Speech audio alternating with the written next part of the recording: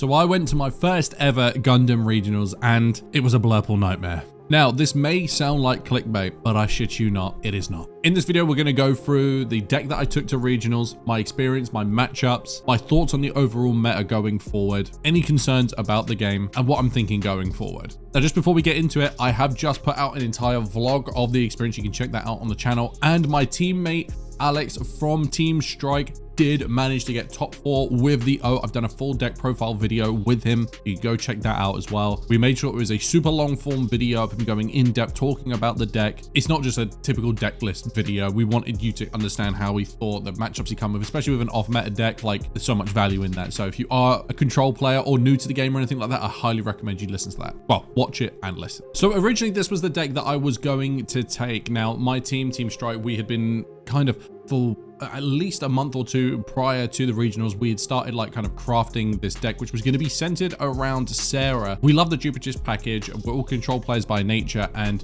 we thought, especially with the kind of increase in aggro decks and stuff like that, we thought that this would be a great combat to that. We've got Gun Tank, we've got Sarah to help rest as well. We've got so many other units like the MA mode Masala and the Bolinoak to help Optimus getting that kind of link draw off of as well. Early game ways to combat aggro, and you can see this is from some of our playtesting stuff that we had looked into this deck a lot, and then we kind of just decided that we were moving away from it. Obviously Corsica base did get hit in the end, Overflowing Affection being low. We did find that it was struggling when we get to those higher ends. If you don't see the O, this deck did struggle. Then of course the STO9 release really did shake things up, and it warranted a lot of testing, and this was something that I was really interested in, and I was doing so well in my playtesting with this. This was a red purple IBO / Destiny Seed kind of thing going on with the new Savior Gundam, which I absolutely love this as well. We have the Gundam Hajiraboshi as well, which I just felt like was an unbelievable addition. I think catches so many people out, so great into aggro as well, because it works as a blocker against aggro. Either they have to ping it to finish it off, which means we're getting some of their resources out of their hand as well, because they're now having to use up their ping, which they can't use later on, or we get to go again. Another thing I really liked was Savior Gundam as well, because we could play that alongside 4-form Barbatos, and what was really nice about it is you could play the Barbatos down, the next turn we could bring out the Savior, use its mini wing 0 thing. It would damage Barbatos but wouldn't kill it, but what it would do is it would actually activate its suppression now. Savior Gundam, whatever it didn't clear up, it could go into breach, make sure that we're actually now able to get at that base, and now we've got a suppression swing, and then obviously we've got the 3G quackers in there just to go hold my beer. Momentary Respite I really enjoyed as well, because it's draw 1 on burst, but also it essentially gives us 5 Mikazukis in the deck, bringing him back. Minerva base as well was unbelievable. I genuinely think this is one of the best bases in the game, especially in this deck where we want to mill purple early as well for Savior, but also it helps us guarantee that we're going to see Savior, we're going to see Atherin, because getting to add stuff in. So this, I think, was a really nice deck. However, there was a problem. If for whatever reason you bricked and you didn't see the purple stuff early on, and you weren't able to meet that aggro, it was a problem. And then against white decks, sometimes it could be difficult if you weren't curving well. If you can't find Atherin, we can't get Savior off properly, it becomes a bit of a nightmare. So I actually decided to kind of go back to something like we did previously, as did Alex and the rest of the team as well. Well, Adam kind of went with Green Wing in the end, but it's like that's a deck that he's very comfortable with. So my version of the O is slightly different to Alex's. He went down the Kira route, I went down the Banner route. This is weird because I thought, especially with the Corsica stuff and testing in sims and stuff like that and at locals, we weren't seeing any aggro at all, which is really interesting because it kind of goes to show you that sometimes your play testing cannot be a real representation of what is out there, because we're going to talk about how much aggro and blurple there was at the regionals. So I ended up going for a greedier build because I thought if we are going into mirrors or to other white decks, like white red is huge on the rise, this would bully. So obviously we've got the Elfrith here, we've got the Rick Diaz here. The Bolinoak, I think, is just such a great card because it's got that 4-2 stat line. On that turn 4, we can play that and a blocker. We can then set it up for next turn, put Kira on it, Banner on it, for example. Now it's a 5-5 with repair 2. They have to answer that or commit resources to killing it. If they don't, we're picking off, and this is so great into aggro as well. This card is so nice because if we are playing the O, we get it out on a turn, and we give that the repair from Paptimus, we can now start resting level 5s. but also it becomes a 7-6 on pair, and we're getting a link off of it. Utter insanity. 2 Masala, I'm not the hugest fan of this card, and I feel like you're kind of forced to run it because of the kind of like Paptimus stuff. If you do put Pappy on it, it feels really good, obviously being a 7-6. But you never really want to. And with the 4 HP, especially against red, it feels like it can be a bit of a victim at times. For the O, obviously, it's the win condition. We need to see it. But then we also went full Unicorn Destroy mode, which this is the greedy part of the deck, but this won me a lot of games. The fact that it means that we can rest any large unit, especially some of those big G-Quuxes that, you know, you would see in this game. You need to be able to rest those with the O's effects. That was huge. And then obviously Kusanagi, I think, was an absolute game changer for me. That's something that's come from playtesting with Team Strike. Just knowing that Kusanagi is essentially a built-in Bulaflaga card, Hawk of Endymion. You're getting card draw out of it. The 4 HP, people get upset about it. If we're concentrating on aggro, that's still 2 hits, but also if you're playing against larger decks like whites or blues and stuff like that, they're gonna, if it was a 5, they clear it anyway. So this was really, really important. Now, obviously Alex's deck was different. Obviously he went all the way through to the top 4, playing some insane games. I've got a video of us going through his deck, so make sure that you go check that out. But I think we should start talking about the matchups, because this was wild. I don't know if I just got incredibly lucky, but when I spoke to people at the event, I never saw anyone get this level of consistent matchups.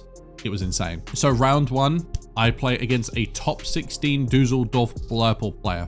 That's right, I sit down, I see the playmat, I'm like, oh, this is how it is, right? Really nice player. He saw 2 Corsica bases, I mean, the only 2 in his deck on curve, straight up followed by a white base, and then just started developing board faster than I could counter it. And I mean, you know, he did say to me after, he said, you know, despite you gave me a really, really good game, but he just knows his way around that deck so well, top 16 player. I couldn't be upset about that. The next game, have a guess what I played? That's right, it was Blurple. Now, I did win this game. I saw links on curve, which was really nice. I saw Armoro and Grandpa to come out. That was really helpful. I then saw Banager with the unicorn mode. That really helped me out, getting that big body on field. Also getting me more draw. The next turn, I was able to put down 2 Bolinoaks. Following turn, Pappy comes out. I pilot the 2 Bolinoaks with the 2 other Banagers. Now, all of a sudden, they've got their 5/5s. They've got repair 2, and I've got Grandpa still on, and everything that comes down is just getting rested. I actually have a picture of my board state.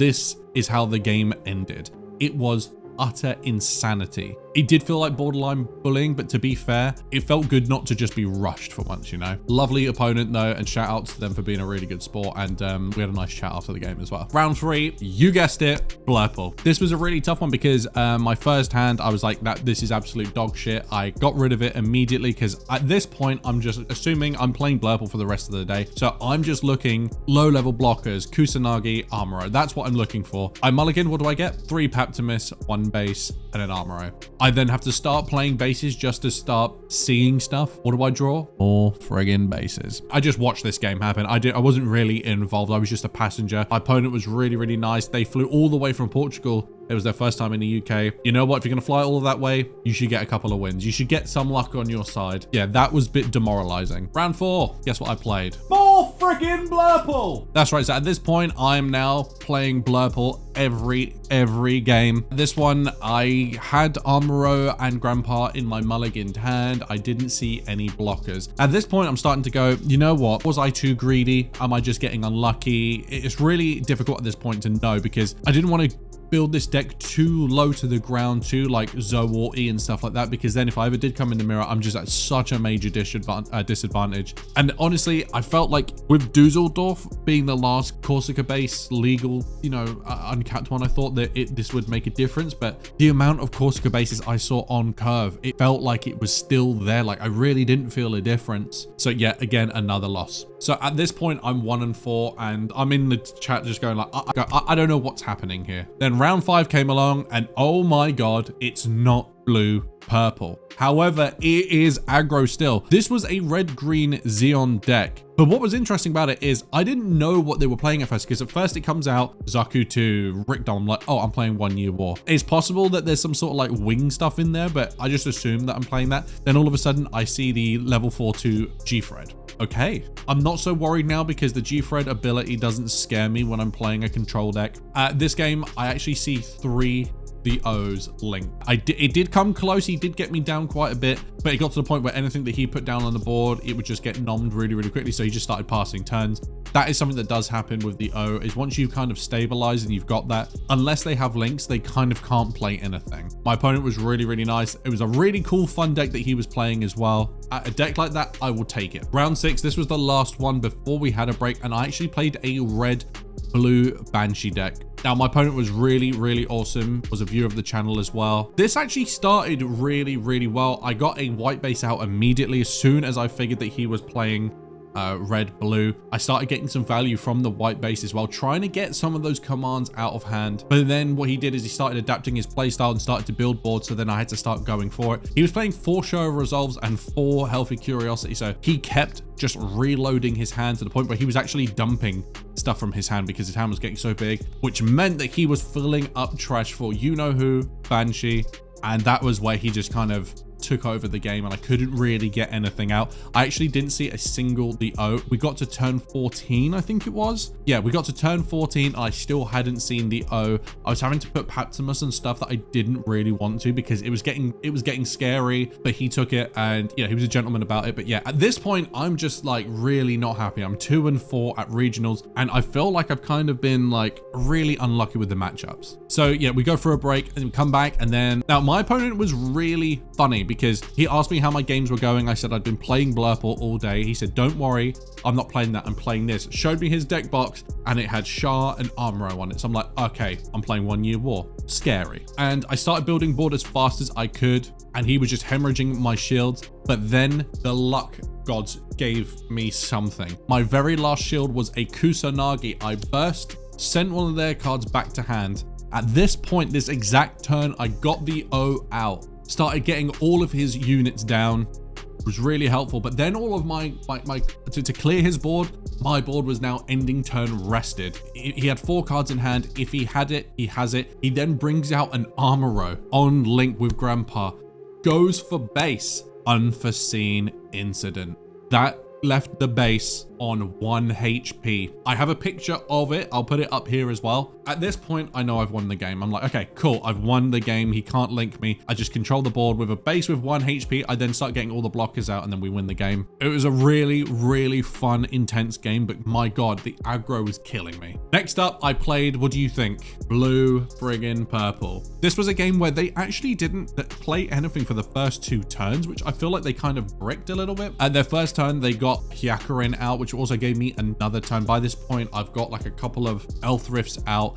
I then got a Ball and Oak out and I got Banager on it. And at this point, I just started eating for free. We'll talk about it in Alex's deck profile video, but that Ball and Oak card is unfriggin' believable. If you play Kira like he does, it's even better. Yes, it has 1 less HP, but you're minusing 2. I do remember towards the end, they brought out a linked Lupus. This was worrying because I had absolutely sent so many to the Shadow Realm, but they swung into a linked armor mode, a unicorn mode, before using the effect. I kind of got away with that one, but I think at this point I already had such board like setup that I don't think I was ever going to lose that game, but that was interesting. But then at the same time, you know, 8 games in, at this point, people's brains work in different ways. I'm not going to hold it against anyone and we'll take it. Round 9, I ended up playing, what do you think? What do you think? Blurple. So yeah, at this point, I've played 6 Blurple decks. 8 of the decks total are all aggro decks and 1 control deck. So I didn't see a single blocker. In this game, it was really kind of confusing. My opponent was really, really nice. They kind of started a bit slow as well. Again, their third turn was a Hyakurin and they didn't play anything for the first 2 turns. At this point, I've already built board. I managed to get a linked full armor mode, full armor unicorn mode.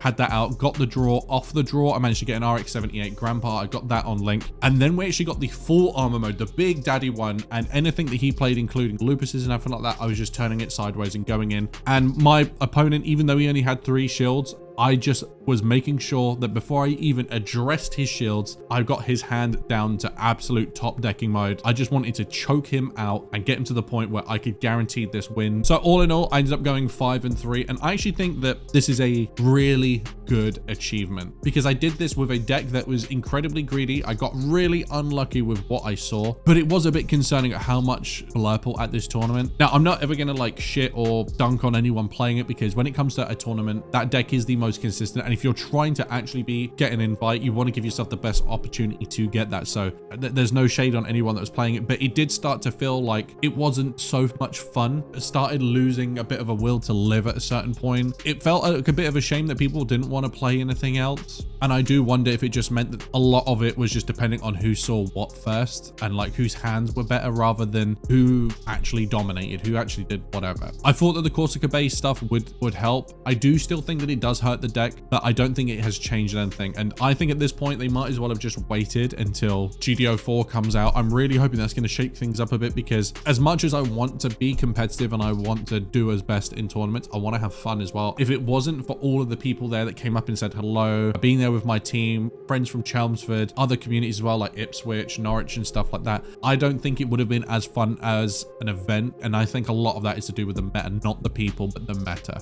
Going forward, I'm not going to let this stop me playing control decks. Ironically, if I'd kept the purple red deck, I actually would have probably gone 7-2 or something because of the matchups. But then depending on what you win, you might have seen different matchups, so it's really hard to know. And ironically, the first ever deck that we started playtesting, the Sarah one that I showed you at the beginning, actually would have been significantly dominant in the matchups that I saw. Guys, let me know, how do you feel about the meta right now? What are your thoughts on seeing so much Blurple as well? Have you played in a regionals? What was your experience? I've got a vlog out currently of the entire experience, as well as a deck profile video with Alex from Team Strike that got top 4 with the O. We're so proud of him. And yeah, with that said, I'm gonna go cry myself to sleep. Peace.